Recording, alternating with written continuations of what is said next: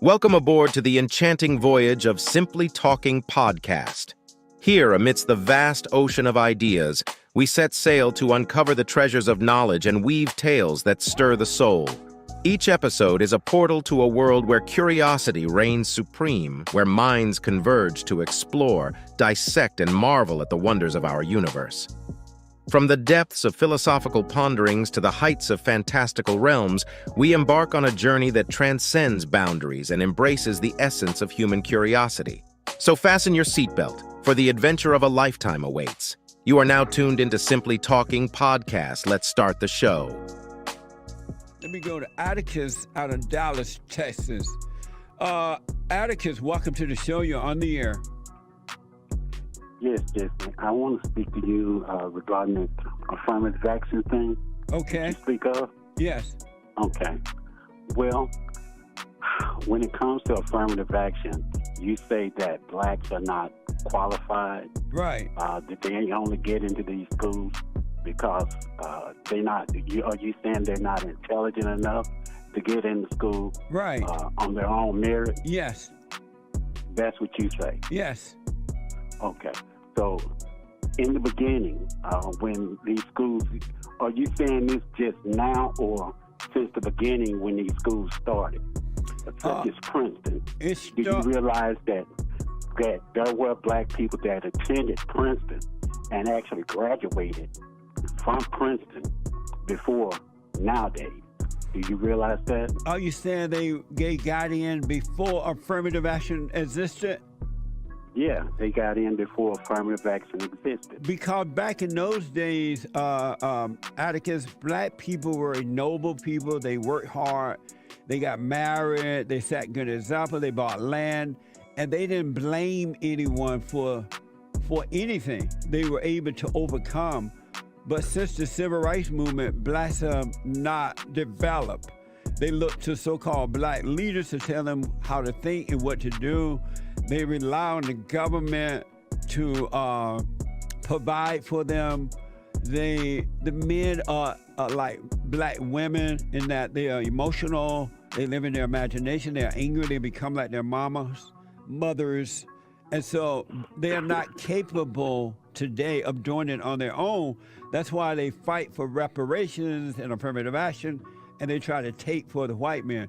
Black people today is not the same people that they were prior to the Civil Rights Movement. Okay. I see that you're good at making all these assertions regarding black people, but you exclude yourself. You know, none of these things that you say regarding black people, you don't include yourself in those, though. And you know why, right? No, I don't know why. Because I'm not. You think that you somewhat above, you know, the average black person? Yes. Is that why? Yes. Okay. Because I don't believe that the white man or anyone is superior to me. I believe that if I put the effort into it with a good attitude, there's nothing that I cannot do. I treat all people the same because I understand the battle is a spiritual battle, has nothing to do with color. And so I treat all people the same. And I have faith in God that all is well. You don't treat all people the same, Jesse. Yes, I do. You don't at all. Okay. Why you say I don't? What do you mean? Give me the example of not treating all people the same. Let me give you this example. Now, you say that black people feel inferior. Yes. But when you say that blacks are not smart enough to get into schools, you know, and they're taking the place of whites and Asians and all this and that, you're saying that black people are inferior. Right. They're not as intelligent. Right. Is that what you're saying? Black people have less intelligence than any other people? Yes. That's what you're saying. Yes. But may I tell you why? You. Am I wrong? So now, let me ask you this. So does that include you? No. Are you less intelligent? No. I'm black and slow, but not that black and slow. You black and you the slowest, Jesse. You really are. Let me give you the proof. You the slowest. Hold on a minute. Hold on. I want to respond to what you said, and then I'll let you respond some more. I'm not going to hang up. if blacks didn't think that white people were superior to them, or if they felt that they could do it on their own, if they believe that, would they be begging for reparations and affirmative action? Who, you asking me that? No, I'm asking the moon. Yeah. That's the thing that you always try to create these hypotheticals. No, I'm asking you, right. It's not a hypothetical. You know? If they believe that they are as smart as the white man, would they be fighting for affirmative action reparations? Yes or no? If was a fifth, you and I would be drunk. No, if the fraud didn't have a glass ass, he wouldn't have broken when he jumped either. Yeah. So why are we talking about Why can't you answer that? Yeah, because you trying to make up a question to only make you right. No, I'm asking if black people believe that they could do it. Scenario. If black people believe they can do it on their own, would they be begging for reparation or affirmative action? Okay. And you say? Okay. Let me ask you this. Hold on, Atticus. I want to go quickly back to Atticus out of Dallas, Texas. And I made the point that black, not all, but most black people believe that white people are superior to them. And the proof is in the pudding. In the last 70 years, at least since the civil rights movement and all that, most, not all black people have been focused on white people. They have been begging and blaming and not building but destroying. They have been begging for affirmative action and reparations because they want to get into the white schools. And unfortunately, a lot of the white schools, Princeton and others, have allowed them to get in without having to earn it, UCLA and others. And they have pushed aside white kids and Asian and Hispanic kids to let the blacks in because, slavery. And none of these blacks know anything about slavery, right? Jim Crow. They don't even know the truth about Jim Crow. Systemic racism, police brutality. So the black, even the males too, they're begging. The males are begging like women.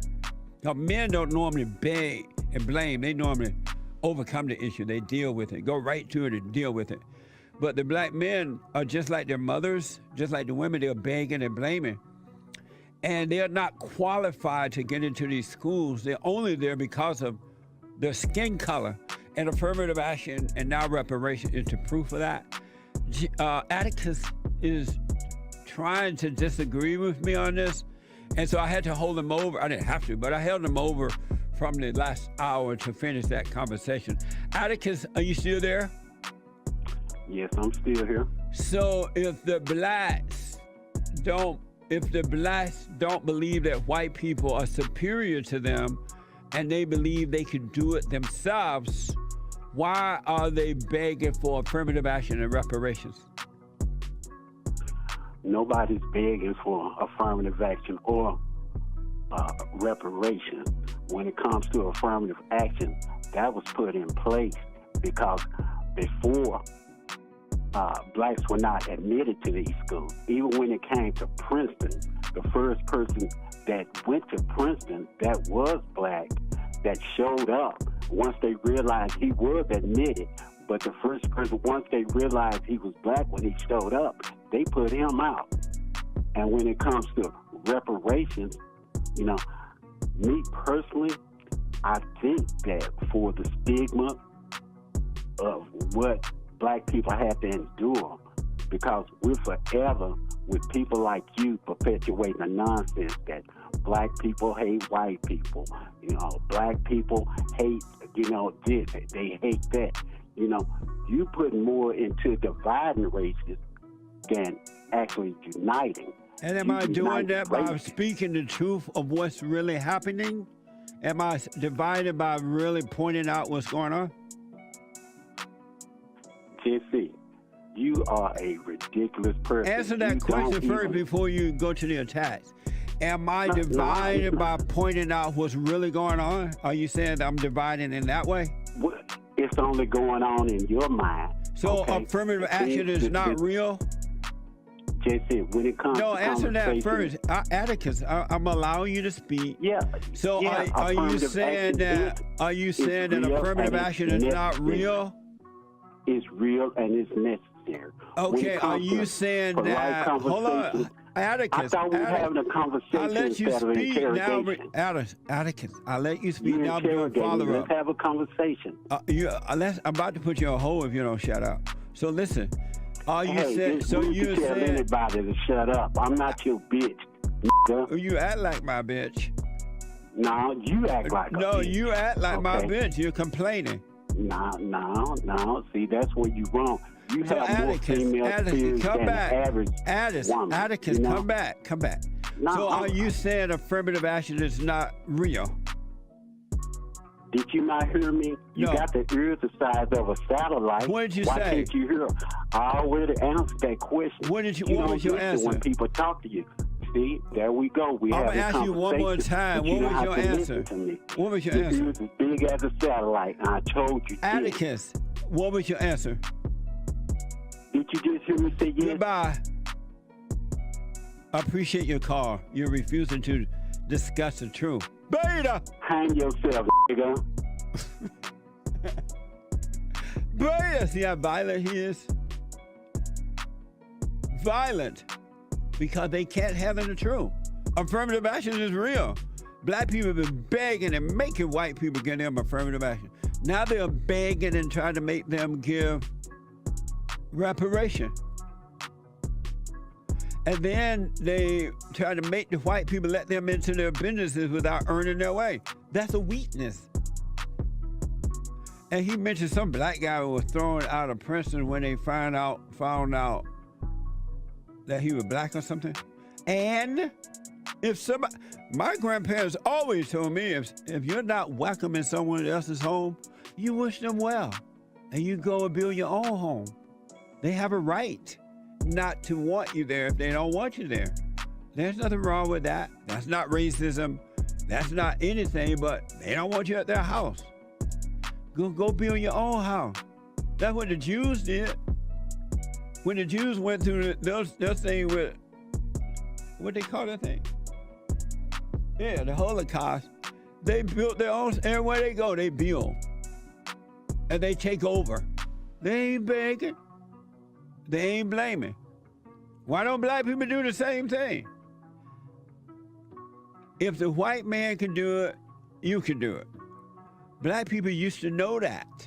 They knew that at one time, but they forgot when they gave their lives over to the black civil rights leaders. Now, you heard this guy, Atticus, begging like a woman. And you mad at me because I won't go along with it. I ain't going along with that crap. I was trained differently. I had better examples than that in my life. Ain't no way in the hell I'm going down that road. I'm living in the greatest country in the world and have the greatest constitution in the world, and they're trying to change it. The Democrats are trying to change the Constitution. They're tearing down the statues and the monuments and the flags. Like that gonna make black people better. They're only making them worse. Black males, and white males too, but white males are scared, are following fat, black, radical lesbians. I'm outdone with that.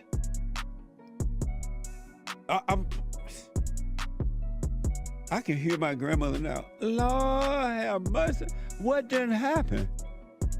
I never thought I'd see a male follow a woman, period, but especially a black lesbian. What the? Who say that they're Marxists, who hate God, who hate the family, their nuclear family.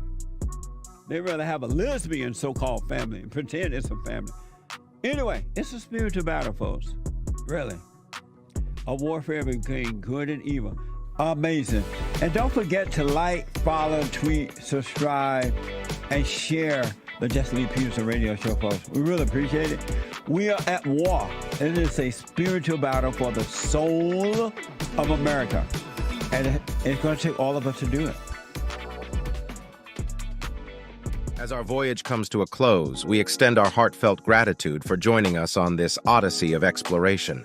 We hope our stories have ignited a spark within you, inspiring you to delve deeper into the mysteries that surround us. Remember, the quest for knowledge is never-ending, and with every question asked, new horizons beckon. Be sure to subscribe to your podcast name to embark on future expeditions with us. Until our paths converge again, may your thirst for discovery never be quenched, and may your journey be illuminated by the light of curiosity. Bon voyage, and may your adventures be as boundless as the universe itself. Peace!